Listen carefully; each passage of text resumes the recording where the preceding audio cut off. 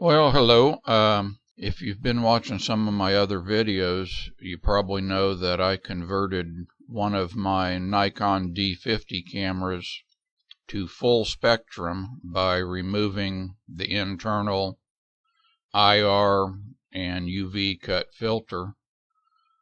And I did it primarily for astronomy, but I'd also played around with infrared photography.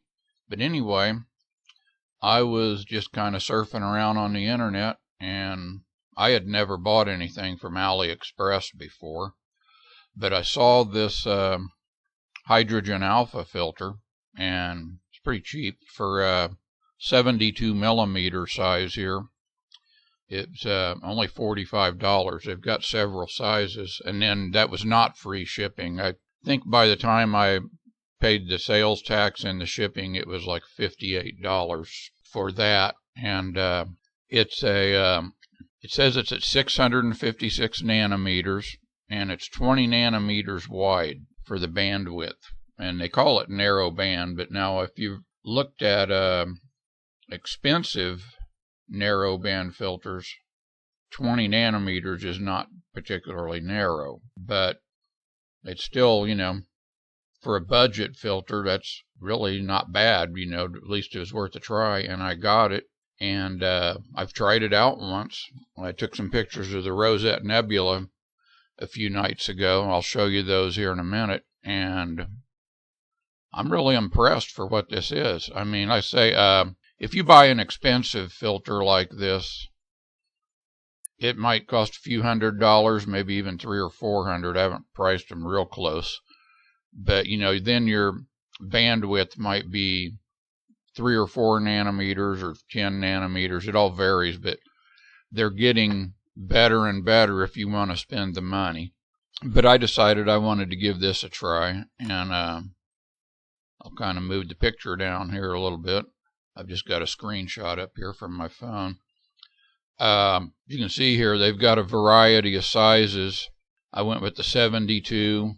I think 48 might be the same as a 2-inch eyepiece barrel, but I'm not 100% certain. They have one that said 1.25 inches, but they had several different sizes, and I think the cheapest one may have been, the cheapest I remember was around $40, before the shipping cost. But I decided it was worth a try, so I'll show you a little more on it here. Now you can see on this image of it here, it has kind of a mirror reflective coating on, it's actually inside and outside, but if you look directly through it, like if you hold it up to a light bulb, it looks pretty red, when you're looking through it. So here's the little specification sheet that they show online. They don't send to you a spec sheet with each filter. If you buy a real expensive filter, a lot of those, they'll test each individual filter and send you a sheet that shows, the specs of that specific filter. This one here, I guess you could just say this is their target, and I don't know exactly how tight their tolerances are. If you're not familiar with all this, you start down here, this is your nanometers, and visible light that people can see starts here at about 400 nanometers, which would be your blue area, and you go up through green and you'll get some orange and yellow and up into red up in here. And when you get to 700, that's supposed to be basically as far as your eye can see. So the human eye is supposed to be able to see the colors between 400 and 700. So that just basically, that's the natural colors of the rainbow. When you start getting above it, you're getting into infrared light, and according to this here, it doesn't let any infrared light through, but I think I suspect it might some, because it shows here that it's 0 down below it. And by the way, when you're below 400, that's ultraviolet light, that's your UV. So if you have a UV IR cut filter in your camera, like most DSLRs and stuff have, they'll block everything below 400 and above 700. And if it's like in my case here with a standard DSLR, they're designing it for just taking general photography. So they're thinking about skin tones and how the trees look, how green they are, and the blue sky and all that. And they're not thinking about astronomy. And what happens is, when you get out here, like this peak right here, this is where hydrogen alpha is supposed to be at 656 nanometers.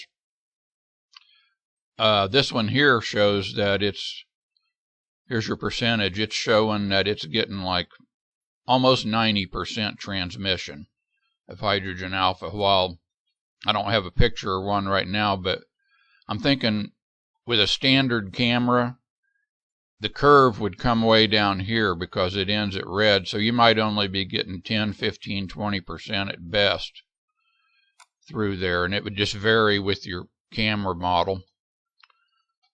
So that was why I did the conversion in the first place. And I tried some images with no filter at all. And I was able to get something, but some objects were really difficult. I took one of the California Nebula and was quite happy, but I knew that there was a lot of detail I was missing. And I tried some other objects and just didn't have any luck. And I'm going to be able to show you a picture, a comparison of the Rosette Nebula, because I still had one where I imaged it at full spectrum. And it looked kind of like the Rosette Nebula, but it's kind of blobby. And then with this filter, there's much better detail. So I really like that. And when I took the picture, I also noticed when I was doing like a 10-minute long exposure at ISO 400, which of course I had it on tracking mount, so you couldn't do that just on a standard tripod. I did notice like some of the stars when I went through, I'll show you that, some of the stars showed up in blue. But when I got rid of the stars in Starnet++ and turned off the eyeball on the red, the blue and the green just look solid black. I'm sure if you stretched them up enough, there's some light coming through. And for that reason, I'm wondering too if maybe, since it's leaking through some light down in here, then maybe it's also leaking through a small amount here. So if you take a long exposure like that, I might be getting some infrared light in. So I might be getting, because I'm noticing a little bit of red in the background, that it could just be noise, it could be whatever, but I'm wondering if it's letting a little bit of infrared light through. Now on this image that was online, you can see here it kind of looks reflective, but also if you notice where you can see the person's hand in the background, it's kind of reddish. So it actually, like I say, if you look through it at a light, it is red. And I think that might be common in some narrowband filters. I used to have a QHY mono camera I bought that had a built-in filter wheel. And I opened up the filter wheel to look at the little bitty filters. They were real small. They were only like 1/2 inch in diameter. I think they were 12 millimeters. And they all looked kind of like they had a mirror reflection coating to them. They almost all looked the same unless you actually looked through them at a light. So here's a little bit about when I ordered it. So I guess this Nantong Fouric Optical Glass Factory store, apparently they made it.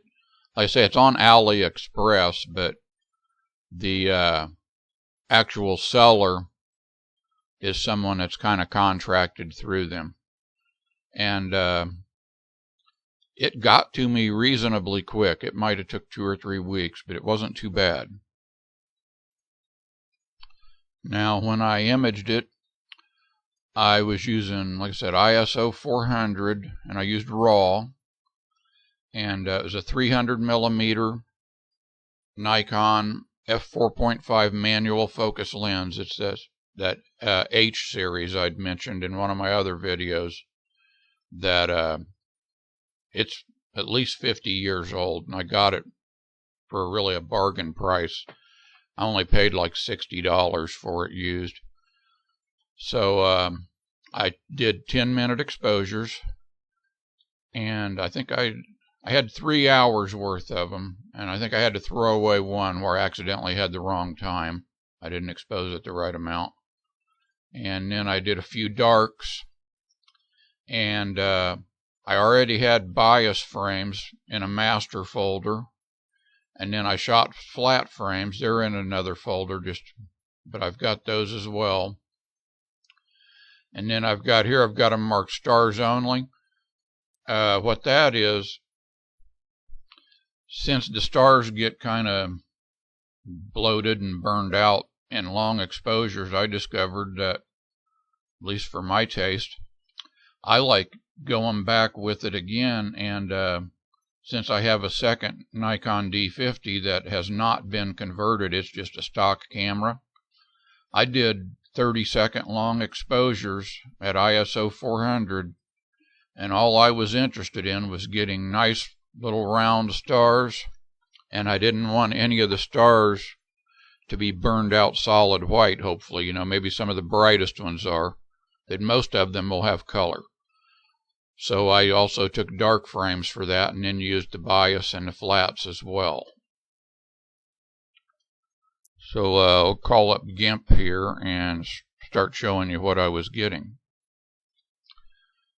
Okay, well, before GIMP, I guess I'll show you. This is just a raw file, and I opened it up in a viewer called HoneyView.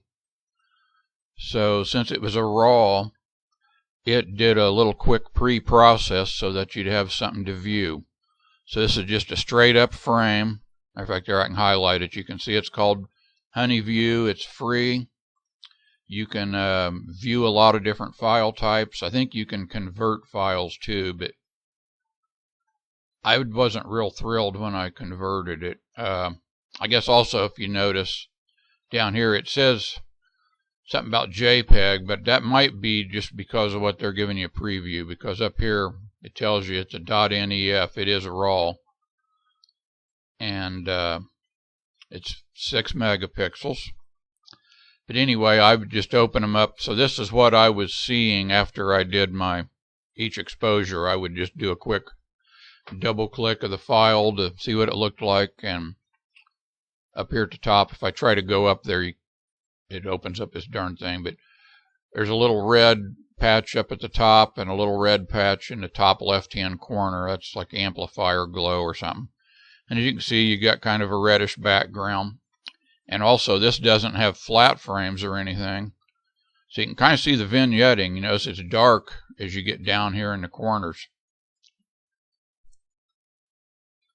And as long as I'm looking at things, I'll show you. Here's a dark frame I took, and it looks pretty well solid black. I don't know if it shows up on the video, but in the very top left corner, there's a little bit of a reddish hint. And if you stretch it out, it starts to show more. And there's also one up just a little ways over, about 1/4 of the way over at the very top. There's a little reddish up there as well. Okay, so here is the stacked image before it's been stretched or anything that I processed in Deep Sky Stacker. So this should have like 17 light frames at 10 minutes each. I think I did 3 dark frames. I think I might have took 25 flats, and when I took my flats, I just took a picture of a blank text document opened up on my monitor, so that I just basically made the monitor solid white. And I like doing that for flats. It's pretty easy. Then, of course, I think I had maybe 50 bias frames. But we'll do a real quick stretch here just to give you an idea what's going on. So I'm going up here to my colors on the top of the menu, and then I go down about 1/3 of the way and find a spot called levels. And my actual data is over here going off the left edge. Now, if you notice, I did some videos where I experimented with ISO 200 at 30 minutes long. And when I did, all the data was already over here because it was such a long exposure. I haven't tried this at a really long exposure. That does work. I haven't decided whether it's that much better or not. So anyway, I'm dragging this center arrow over to the left a little ways. And it's stretching out this data is what it's going to do, and it's going to move it to the right. So I moved it from the center over about a third. I'll click OK. And then I'm going to open that same piece up again. Colors, down to levels. And as you can see, it's moved over. So I'm just gradually stretching it out. And I like to get it to where it's maybe at least as wide as between these lines here. And as you can see, it starts to get real bright, but I can fix that. When I drag this left little triangle over, it's going to darken up the background. So all the stuff to the left side of that white data shape here, it's basically junk. It's noise. It's useless. So you can see I darkened up the background a lot by doing that. And this stuff here, it's just kind of, you do it by feel, to be honest with you. Some people have a better system than others. What I've started doing is I try to bring it up enough to where I think that the faintest stars in the image are showing up. And then I will run it through Starnet++, and that way hopefully it removes all the stars. So we'll see how our levels looks again here. You can see it's getting wider. I'll bring it up a little more, and then I'll show you the one that I already worked on and ran through Starnet++. So see, once I get this there, you can see this is a lot better, because remember before it was off the left edge and it was also really skinny. I don't know exactly how thin, but it was kind of disappearing on me. So I'll bring that up, and I'm trying not to clip it. If you drag this all the way up into here, you'll clip off some of the data.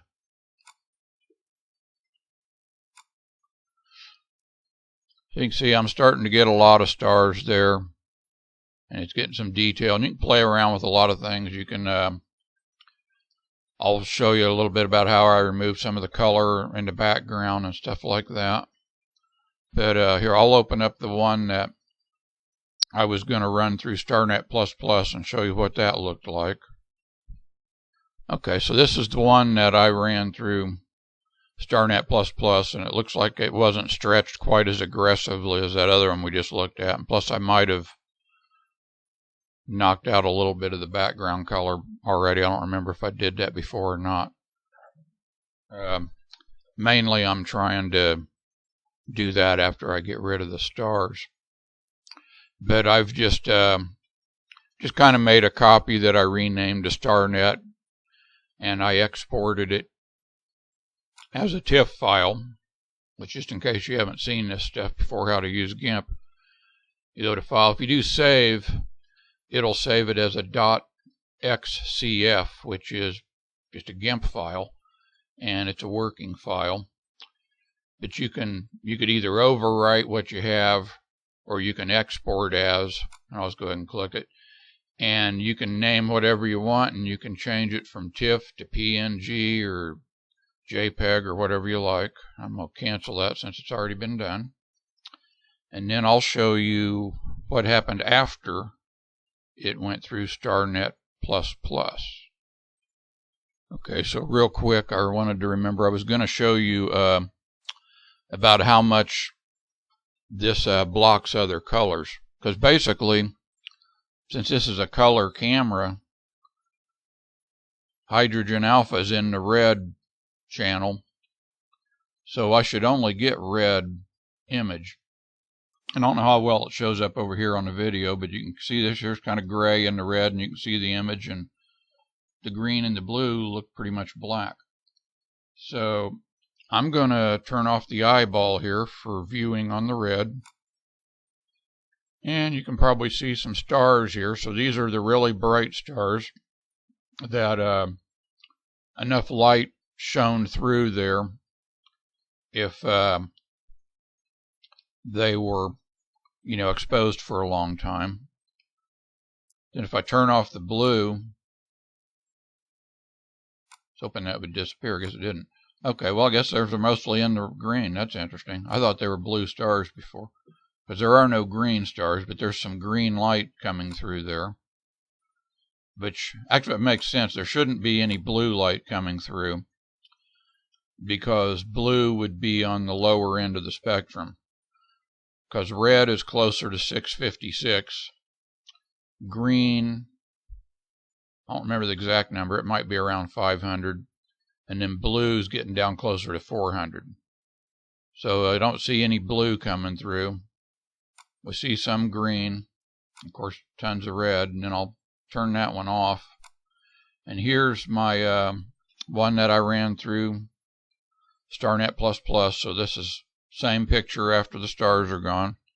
Let's turn off the red, and boy, it looks like there's nothing in the green or blue. So as far as the nebula is concerned, at least, it works that way. Now, if you were to take a picture of an item that had,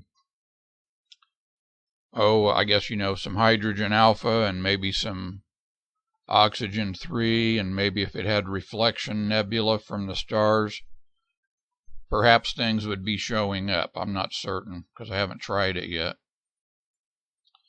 But we'll do a little work on this one here. And what I'm going to do, I'm going to duplicate this layer. So I'm going to keep this as my master. And I'm going to go to Layer, and down to Duplicate, and it duplicated it. And I'm just going to change it to name of Stretch, just to kind of differentiate between the original layer and what I'm working on. And we'll do some stretching. I could even do a little more here on the levels, just kind of gradually. If you overcook it, it'll start to look pretty ugly. But as you can see, I'm getting a pretty bright red background, but we'll bring this up and see how much of it we can get rid of here. Because it will, I've already played with this once, and I can get rid of a lot of that, like just about all of it. So I've brought up the black arrow here on the left closer to my data. And that's darkened up the background. And then I'm going to do a little noise reduction trick I learned from somebody on YouTube. I'm going to duplicate this stretch layer. So again, I'll go Layer and Duplicate. And it gives me a stretch copy. I'm going to rename this to Noise. So this will be my noise layer. And this is what I want to try to get rid of. And I'm going to use my little color picker tool, which if it doesn't show up over here in your menu, you can find it over here in Tools. You've got Selection Tools and Paint Tools. There's all kinds of stuff, but it's over there. You just might have to hunt for it a little bit. So we'll get that selected. And then ideally, I want to find the same spot each time.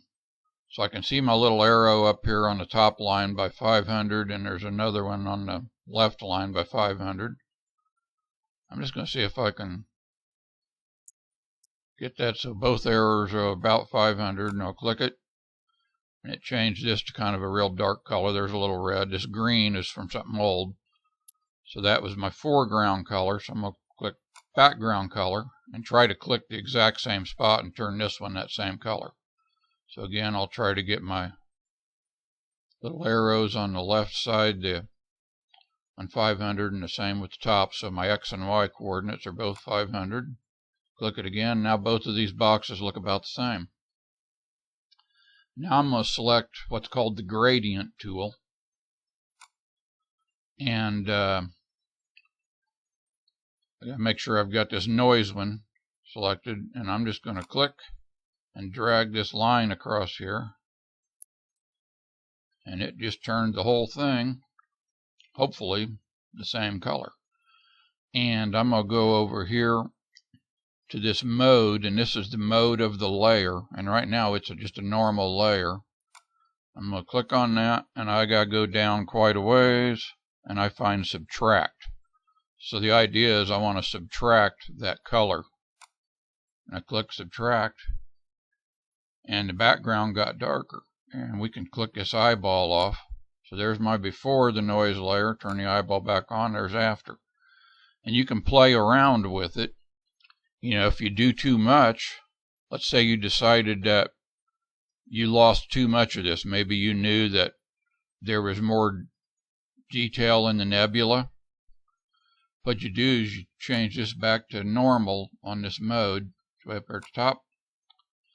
And then my way of doing it, there's probably more than one way, is I go over here to colors, down to brightness, contrast, and I play with the brightness.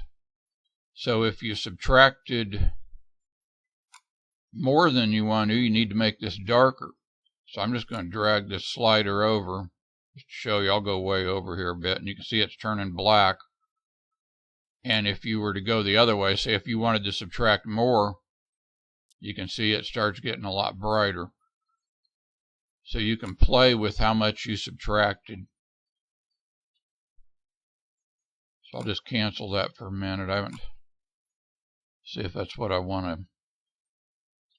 I can still see some stuff over here, and this may actually be nebula, because if you look at a real nice picture of this, there's a lot of little dust trails or nebula trail, whatever you want to call it, that goes all around. And I'll try to subtract a little less just for fun. We'll see what it does. Go back to my normal, bring back my down the color menu to brightness, contrast. I'm going to try to darken this up a little bit by bringing this brightness down.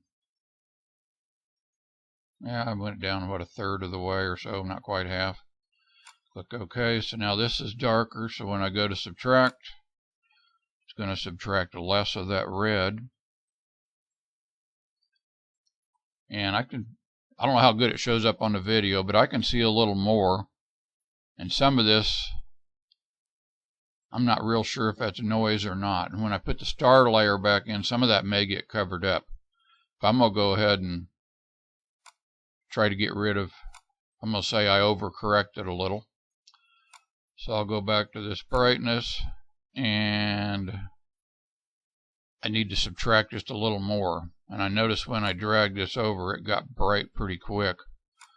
So I'm going to use my arrow tool instead of just sliding it.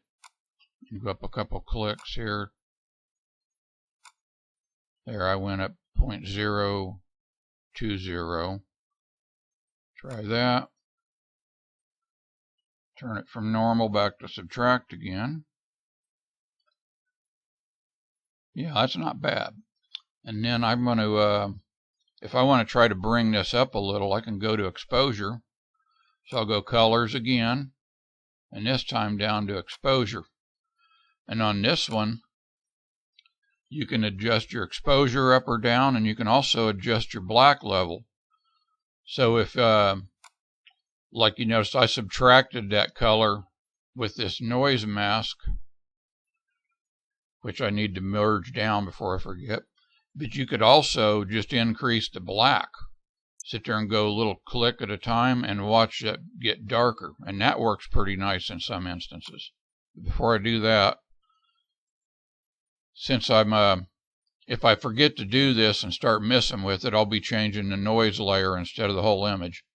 So I'm going to right click this layer, the noise one, and go down. It says merge down, so it combines those two layers. So now noise and stretch are combined to be one layer. And for fun, we'll put in /noise.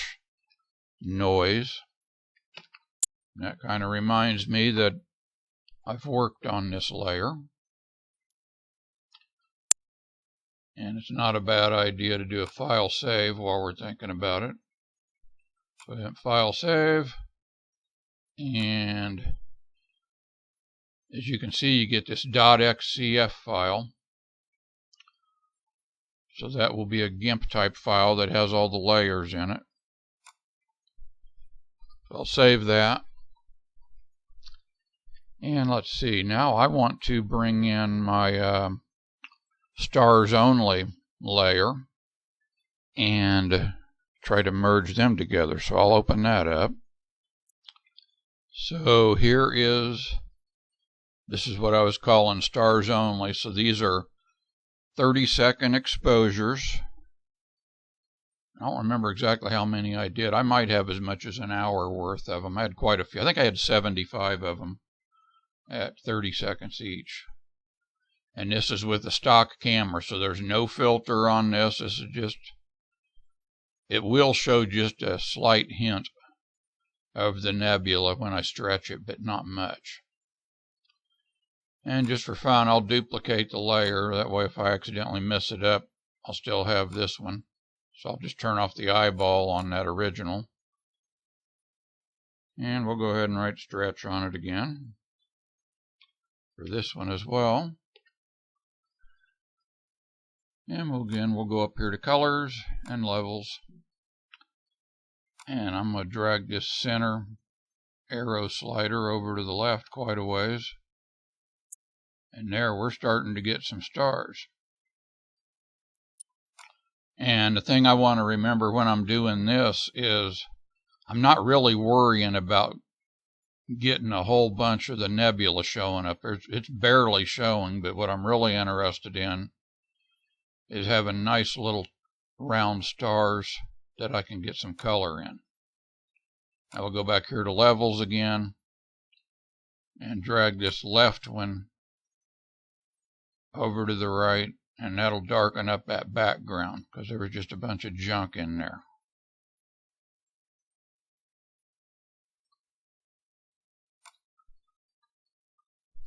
So as you can see, that's cleaned up the background a lot. And you can just kind of play around with how much you want to stretch it to see how many stars you start to bring up. One way to kind of figure out if you're starting to stretch it too much is to just try to look at some of the little faint stars and see if when you're stretching, if you notice more stars show up. Because the more you stretch it too, you'll kind of burn out your stars and maybe even enlarge them some. And you can see here you got kind of a greeny color. Remember that these boxes here look kind of green before. So that's what happens to me with my stock camera. I get a little bit extra green light in there apparently. So we'll bring this over. There's a slider again on the levels to darken up the background a bit. And I'm trying not to bring it all the way into this. And we've got nice little small stars. And let's bring up exposure a little, see what we find in there. Let's just kind of experiment here.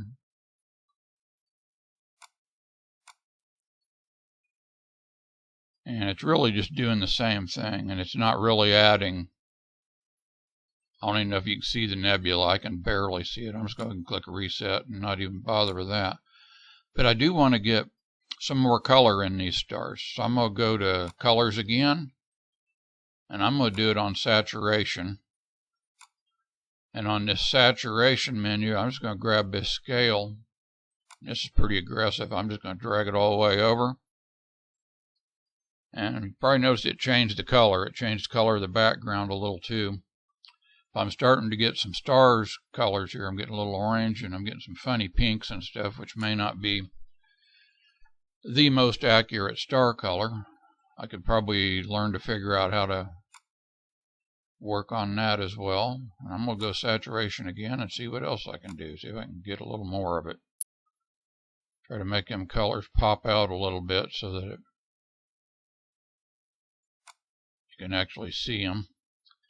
And you notice my background color is getting a little funny too, so I'm going to do another one of those background reductions. So I'm going to duplicate that layer again, the stretch one.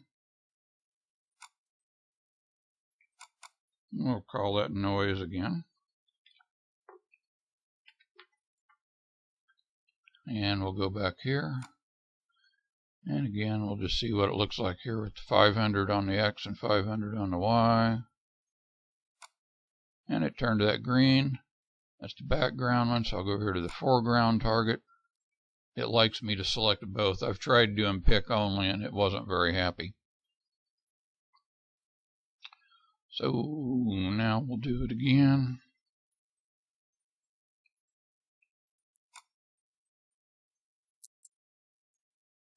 Yeah, so now they look about the same. We'll go back here to my gradient tool. And I've got the correct layer checked. And again, we'll drag that down. Turns it all kind of green. Change it from normal layer mode. Change the layer mode to subtract. Looky there, that background got black. Now what I can try to figure out if I'm subtracted too much. Remember I was talking about the faint stars. I'm going to turn the eyeball off and on. And I'm going to try to see if I notice faint stars disappearing. And I think I see just barely. So I'm going to go back to normal. And I'm going to darken this up just a real little bit. Here, go back to my colors and brightness contrast. Take the brightness down just a little. And then I'll take this layer back to subtract. Okay.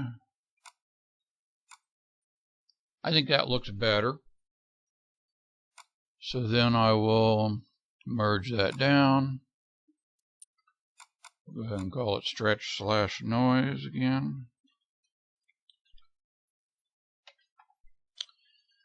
And since I'm not going to need to merge this other layer, I'm just going to go ahead and delete that layer. It's still, the original file's not damaged. I've still got it, just getting rid of that layer. And I want to put this on top of this other one. And one thing I have to remember, since I shot these on 2 nights, I had them positioned slightly different. Right about here is the center of the nebula where you got these little bright stars. And here I got away with it, but it's down in here.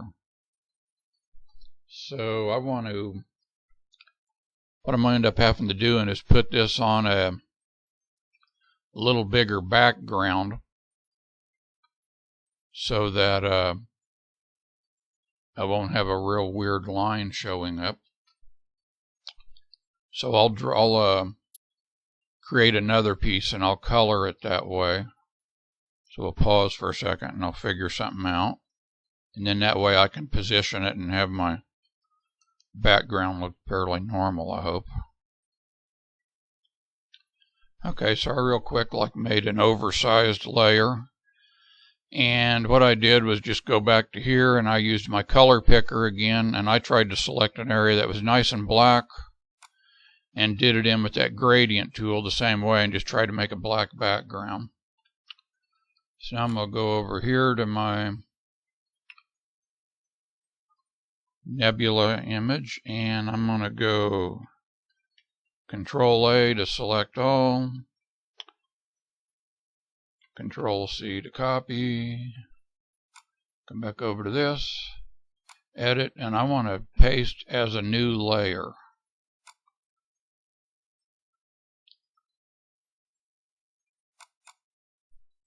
I'm just going to write nebula in there on that.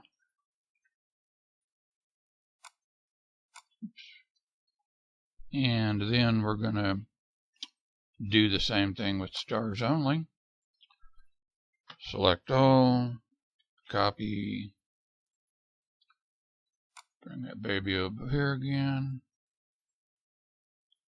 edit, paste as a new layer, and then I'm going to have to move it around a little bit here. I got a move tool. So I'm going to actually, I guess it doesn't matter which one I move. Spelled nebula wrong. That's nice. We'll bring that one up to my active layer. And I can't see through this, so I'm going to change the opacity up here. They're just below the word mode. I've got opacity. If you have it all the way over to the right, it's 100%. So it's changing the opacity of the layer. So now you can actually see through it. So I've got it down to 50%. And get the move tool. I guess it doesn't matter which one I move. So I'm moving right down into there. And actually, to be more accurate, I could get the original one that had the stars in it and use that as a position. Yeah, I'll do that. So I'm going to, this here will be stars only. Oops. So that's my stars layer. I'll turn that off, and I'm going to copy in the one that I had that I was going to send into Starnet++. So we'll open it up and paste it in real quick. Okay, so of course ideally you should have these positioned more correct to begin with, but to be honest with you, when I started recording this nebula that night, I kind of started hurrying because I had messed around getting things set up and I didn't want to lose too much time, and it was slightly off center, but I said it's close enough. And I wasn't sure how well I was going to like it, and I liked it, and I thought, well, just keep going. So again, we'll go select all, copy, take that over here, paste this in as a new layer under edit. Okay. Do file save again so we don't lose all this if I crash out. And let's see. Just going to give it a second. There we go. So I need to line up the stars layer with this pasted layer, which I'll have to drag it underneath here. I can make this one here more transparent maybe. Yeah. And I'm going to move the stars layer up to line up with it.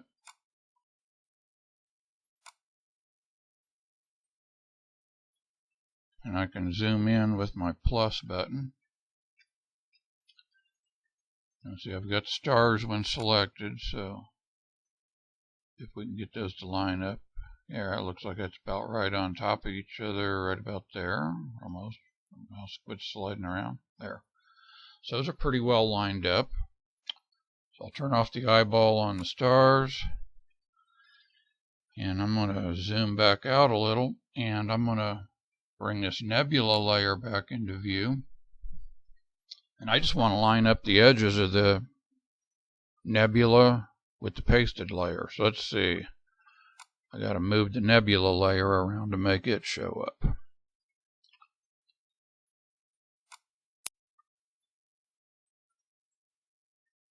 And make sure I can find my edge there. I'll pause for a minute and get it to where I can see what I'm doing so I don't waste too much of your time. Okay, I did a little playing around. I think I got it back to where I want. So I kind of went backwards a little. I opened up the Starnet one that had basically my original, and I pasted it in, and it just automatically pastes in the middle. So then I paste the stars only when it lands right on top of it. And I'm going to reduce the opacity of that one. And the stars won't quite line up. So I will make sure I've got the stars when selected. Go to my move tool. Move it down where they line up. I can zoom in. I'll get it lined up. And then once I line that up, I will copy paste in the nebula only.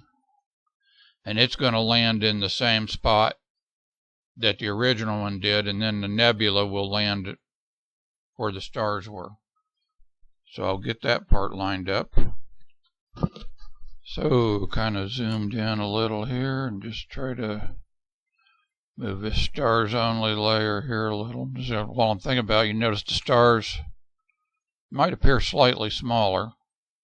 They should, since they're not as exposed as much. So that lines up pretty good. So I'll zoom back out here with my minus button. And then I'll just turn off the eyeball on that stars one.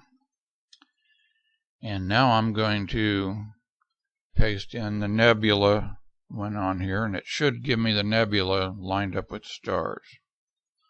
So now I've pasted the nebula back in here, and we'll rename that Nebula. And turn my stars layer back on. I'll just turn the eyeball off on this Starnet one for now. And let's see here. We want to make, ideally I want the stars layer above this here. See if it'll let me move it up. Be kind. Should let me move it up above it. Let's see what's going on. I should be able to. Okay, there we go. I just had to use these up-down arrows to move it. You select the layer you want to move. So now I'm working with my stars layer on the very top. The nebula is right below it. And then I've got my background color, which is ideally the same color as the background on the nebula. And now my stars should be lined up accurately. And I'm going to just change the opacity of the stars layer, is what I usually like to do. And I'm dragging it down to make it a little more transparent. And I'll be darned, it didn't land exactly where I want it, but we'll work on that. So we'll go back to Nebula. Cruel.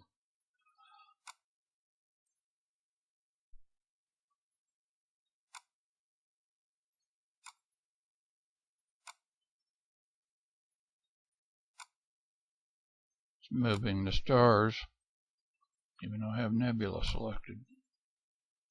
Oh well, there, that's about right. We'll get a good one eventually, but this gives me something to play with.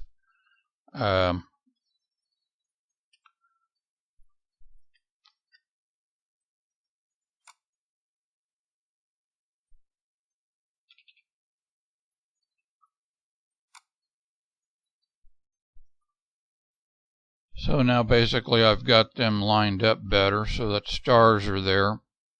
And then I'll crop it down to the same size as my stars only.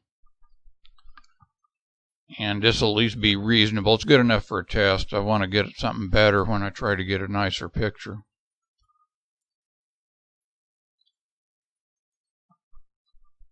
Okay, so they're pretty well lined up. So I think I want to try to make that nebula show up a little more through here. Let's see about the opacity of the stars. Maybe I can keep dropping them. See, as I drop the opacity of the stars, you can actually make stars kind of disappear. So you try to find a balance to where you can see your nebula good and see your stars.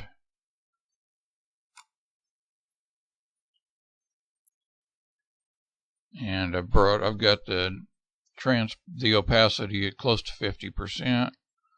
I think I'm going to try to bring up the nebula a little. What happens if I increase the exposure just a little here to brighten it up? So there you can see the nebula starting to show through there a little better because it's got to kind of shine through that other layer. So I just end up playing with it. Like I say, usually I have my two exposures, the stars only and the nebula or whatever the object is, centered better, but I kind of messed up a little bit on that, but we'll get something here that looks reasonable just for test purposes in my first light, if you will.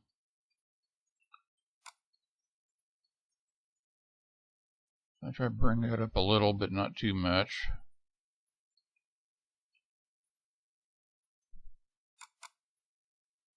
So say okay on that. Go back to these stars here. And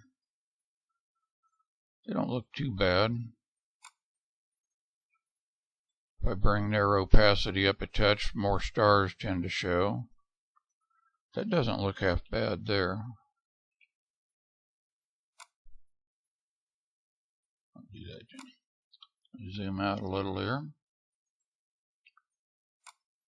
View, zoom out. There we go. And now I want to, that looks funky there. We'll turn stars back on. Come on, baby. Where'd my stars go? Okay, so we've got that looking reasonably well, and I'm going to get this rectangle select tool, and I'm just going to try to select it same as this box, because I think that matches the outline of the stars only layer. That'll take me back down to my original size. Image should have a, there, crop to selection. Boom. Be nice. Not too bad. So here, select. I think there's a none to get rid of that line. Okay. And let's see here, the view, we'll bring it up to kind of a fit-in window there. So that's not too bad. That actually, I almost wonder if I would have been as well off to have the stars back where that was, but we'll get it. When I do it again another time, I'll get it all centered up better and try to make it look nicer. But anyway, all in all, I'm quite content with that filter. Hit a save real quick. I will show you real quick like what this looked like when I tried to do this picture without a filter. I had it was just straight full spectrum. So we'll open that up real quick, and the detail is not even close to the same. So this was a full spectrum image I took of it, and I actually did it with a different lens. I did this with a 400mm a while back. And all I was able to get the Rosette in here, I really struggled to get any detail with it. It was showing a lot of red junk through here. As a matter of fact, I can bring up a raw image to show you just what it looked like straight out of the camera. So this is what it looked like when I was going full spectrum with no filter at all. The bright area in the middle is where the Rosette is. You can see kind of the bright star cluster there that's in the center of the donut. And I guess I'm picking up a lot of infrared light, and it was really a struggle. And then once again, this was a raw one with that HA filter, and as you can see, there's a lot more detail in here. There's still some red in the background, but that was easy to get rid of. And for the price, I'm really happy with that filter. I mean, obviously, if you go out and buy a really nice filter, you can get much better detail and all that. But if you're going to do that, you might as well not be using a $50 budget camera. You know, you might as well get a better camera as well. So I think this idea matches up with the budget idea of trying to use a inexpensive camera and inexpensive filters, and this is something that's workable, because this type of filter, this is the first time I've seen one listed anywhere. I just happened to be on that Aliexpress. It just popped up kind of in my feed, and I said, well, I got to try this. So as long as I'm showing you things, this was my California Nebula that I did with a full spectrum. And there wasn't any other nebulosity around here, so I was able to get something that looked like California Nebula. But if you find a nice image of this, there's a lot more little fainter nebula coming up all around there. So there's more detail to be got. And this one here also is combined with the stock camera for the stars. That ugly one of the Rosette Nebula I showed you was all the full spectrum camera. But anyway, hopefully this gives you an idea of what a budget filter for hydrogen alpha can do. It is workable. Hopefully that this video helped you out some, give you some ideas.